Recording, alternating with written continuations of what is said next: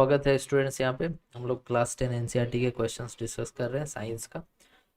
ये क्वेश्चन है चैप्टर 10 का और क्वेश्चन कह रहा है ए concave lens has focal length of 15 centimetre. Okay, at what distance should the object from the lens be placed so that it forms an image at 10 centimetre from the lens. ठीक है, सबसे पहले यहाँ पे आप एक कॉनकेव लेंस बनाइए। Okay, concave lens कैसा होता है? कुछ ऐसा कॉनकेव लेंस होता है। ये आपका प्रिंसिपल एक्सिस हो गया और इसमें देखिए लाइट जब आपकी आती है ना parallel to the principal axis ऐसे, तो ये लाइट आने के बाद ये डाइवर्ज हो जाते हैं, ऐसे फैल जाते हैं। ठीक है, आपको याद होगा इस तरह से डाइवर्ज हो जाते हैं।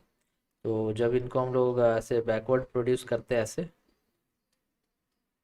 तो यहाँ पर जाके मीट होते हैं और यही हमारा फोकस होता है। तो इसमें आप अगर फोकल लेंथ लिखना चाहो तो फोकल लेंथ का जो मेजरमेंट होगा वो किस तरफ होगा, लेफ्ट में या राइट में? तो इधर से यहाँ ऐसे होगा ना। दैट मीन्स कि जो फोकल लेंथ होगा इस केस में वो तो हमारा नेगेटिव आएगा, है ना।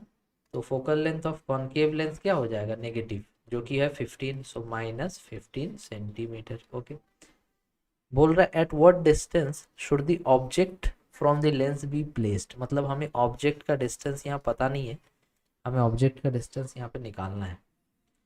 So that it forms an image at 10 centimetre from the lens. मतलब इमेज जो बनेगा वो 10 सेंटीमीटर की दूरी पर बनेगा। तो आपको पता है दैट कि जो भी कॉनकेव लेंस होता है उसमें इमेज हमेशा इस लेफ्ट साइड में ही बनेगा, इस तरफ तो कभी बनता ही नहीं है ना।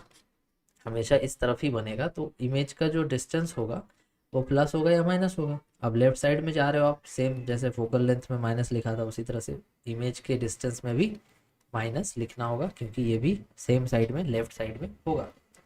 ठीक है, तो अब यहाँ पर हमें यू चाहिए, हमें वी पता, एफ पता है, तो हम लोग यहाँ पे यूज़ करेंगे लेंस फार्मूला।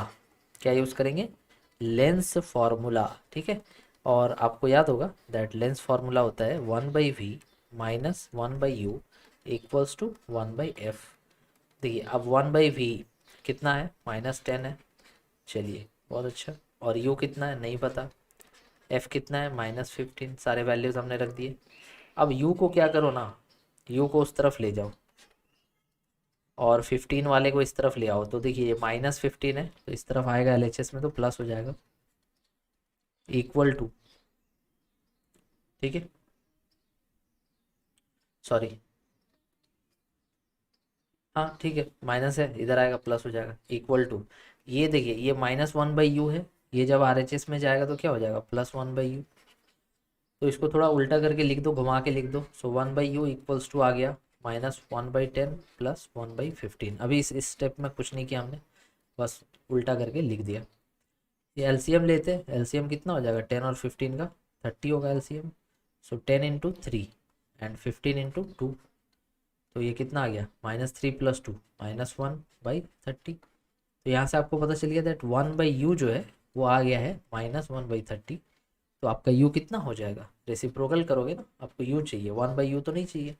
सो u कितना हो जाएगा? So u will be equals to -30 centimetre. अब ये नेगेटिव साइन ये बता रहा था कि ऑब्जेक्ट हमारा लेफ्ट में रहेगा, तो ये पोजीशन हो गया ऑब्जेक्ट का।